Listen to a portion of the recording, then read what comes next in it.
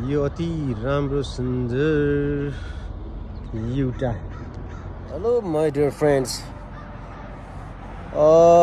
तपाईहरु समक्ष आज चाहिँ म युटाको समित काउन्टीमा छु। समित काउन्टीको एउटा डाँडा छ, त्यो डाँडा माथि टपुमा रहेको छु र टपु माथि चाहिँ एकदम मेरो पछाडि तपाईले देख्नु भएको छ यो है गोरु गाडा हैन, यो पुरानो इतिहास र म यसमा बसिरहेको छु। यो फलमको बस्ने एउटा चेयर जस्तो छ, त्यसमा समित काउन्टी भनेर लेखेको छ र म चाहिँ अहिले युटा राज्यमा छु। युटा राज्य चाहिँ धार्मिक हिसाबले भन्ने हो भने मर्मन हैन, जसले मर्मन मान्दछ र रिलिजियस, त्यो मर्मनको राजधानी भनेर पनि चिनिन्छ। त युटामा चाहिँ विशेष गरी धेरैभन्दा धेरै मर्मनहरू छ र मर्मन भन्नु बित्तिकै दुईटा उनीहरूको शास्त्र छन्, एउटा मर्मन र एउटा बाइबल, दुईटा बोक्छन् र कसैले भन्ने गर्छन् मर्मनको अब जोसेफ समथिङ के एउटा उनीहरूको धर्मगुरु छ, उसलाई चाहिँ जिजस क्राइस्ट आएको र उनी चाहिँ स्वर्गदूत हो भनेर चाहिँ विश्वास पनि गर्छन्। र मेरो पछाडि यो एउटा देखिरहनु भएको छ, अगाडि एउटा गोरुको मूर्ति छ, हेर्नुहोस् गोरु हो कि गोरु नै होला है। अनि त्यस पछाडि चाहिँ यस्तो गाडा छ अब है, र सुन्दर सुन्दर ठाउँहरूको। र युटा भनेको एउटा टुरिज्मको क्षेत्रमा पनि कलिएको हो।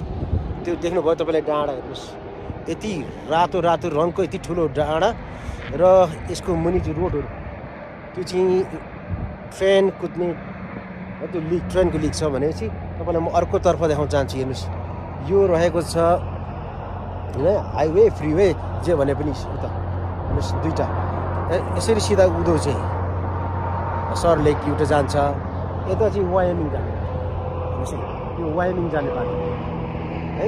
आजको दिन चाहिँ साँच्चै नै मजाको, अझ घामले चाहिँ न गर्मी न जाडो है। म चाहिँ एउटा टापुमाथि छु र यसरी तपाईँले तल देख्न सक्नुहुनेछ, हेर्नुहोस् त्यो म सानो घर छाता जस्तो घर छ, त्यो घर रहेको छ रेस्ट एरिया, त्यहाँ गाडीहरू पार्क गर्न सक्नुहुनेछ। अब तपाईँलाई मैले अघि नै यो गोरु गाडाको यो अब कहिले जमानाको यसको इतिहास कहाँ लेखिएको छ त्यो मलाई थाहा छैन। र यसरी नै हिँड्दै जाँदाखेरि यो चिजहरू देख्न पाइन्छ, गौरव लाग्छ। मान्छेको जीवन हो, अब यात्रा गर्दाखेरि हरेक कुरोसँग हामीले यो आँखाले देख्न पाइन्छ, गौरव गर्नुपर्छ, थ्याङ्कफुल पनि हुनुपर्छ है यसरी मान्छेमा। र यो एउटा ऐतिहासिक यो फलमको के छ भने वेलकम टु इसिएच इको क्यानन भन्ने रहेछ है, त्यसको बारेमा यहाँ लेखिएको छ। र यस पछाडि चाहिँ यो टापुमाथि चाहिँ बस्ने एउटा चौतारा छ। यो चौतारामा बसेर चाहिँ तपाईँले खाना खाने अथवा जे गर्दा भयो तपाईँले फोटो पिक्चर लिन सक्छ। यहाँ डाँडा गोलो आकारमा छ, वरिपरि यसरी घुमाएको छ र तपाईँलाई देखिरहनु भएको छ पछाडि, हेर्नुहोस् गोरु गाडा पछाडि। अब यहाँबाट चाहिँ भ्यू पोइन्ट हेर्ने डाँडा, तपाईँले कति ठाउँ देख्नु भएको छ होइन युटामा। अब गर्मीको समयमा डाँडा काँडा चढ्ने इत्यादि है मान्छेहरू आफ्नो सोखहरू पुरा गर्छन्, र जाडोमा यही डाँडामा हिउँको पतन हुन्छ, त्यो माथि स्केटिङ, हिउँको स्केटिङ कुदाउनेहरूको त्यस्तै एउटा युटामा त्यो बिजनेस पनि छ है, त्यसलाई मान्छेले बिजनेसको हिसाबमा खोलेर पनि बसेका छन्। र अब उँधो छ, तपाईँलाई देखाउन उँधो बाटो हेर्नुहोस्, यो सिधा जाने बाटो उँधो, अर्कोतर्फ उता यता दुईवटा बाटो छ। र यसरी अहिले म समित काउन्टीको टापुमा, अब काउन्टी भन्नाले अब त्यो धेरै भएछ, अब जस्तो गाविस होइन भन्नाले नगरपालिका भने जस्तै एउटा यहाँ काउन्टी छ है। यो कस्तो राम्रो छ, अब हरियाली हुन बाँकी छ, भर्खर हिउँ स्टिल कतिवटा डाँडामा हिउँ देख्नुहोस्, त्यो सेतो डाँडामा अझै हिउँ छ।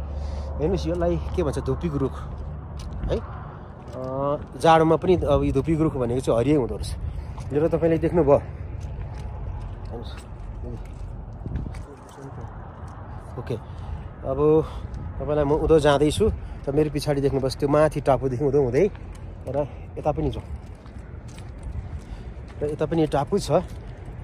त्यसो होइन, यहाँ मान्छेहरू धेरै आउँछन् र फोटो लिने फोटो यहीँको मान्छेले होइन भिडियोहरू बनाउने सुटिङहरू केही गर्नेहरू म गरिरहेको देखिरहेको छु तल हेर्नुहोस् है।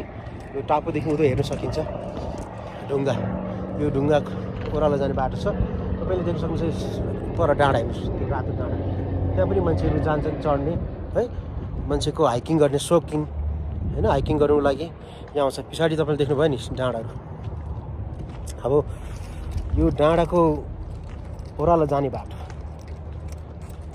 र हेर्नुहोस् यो टापु होइन, यो पिरो कति राम्रो सजिएको छ भनेपछि तपाईँलाई म के देखाउन चाहन्छु भने अघि नै मैले यो रेलको लिक यसो उँभो जाँदा युटा यसो यहाँ उँधोदेखि उँभो जाँदा चाहिँ युटा जान्छ, उँधो जाँदा चाहिँ वायमिङ भन्ने स्टेट आउँछ युटादेखि है।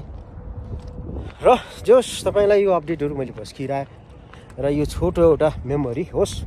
यहाँ मान्छे हिँड्दा दिनदिनै मान्छेहरू अब होइन, मान्छेको जीवन हो, कोही पनि अजम्बरी छैन।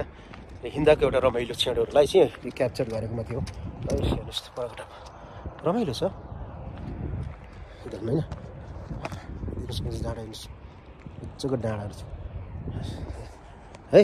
एनिवे तपाईँलाई यो डाँडा साँडा देखाएँ र अरू पनि केही कुरोहरू देखाउन छु। आजलाई म यति नै है, धन्यवाद।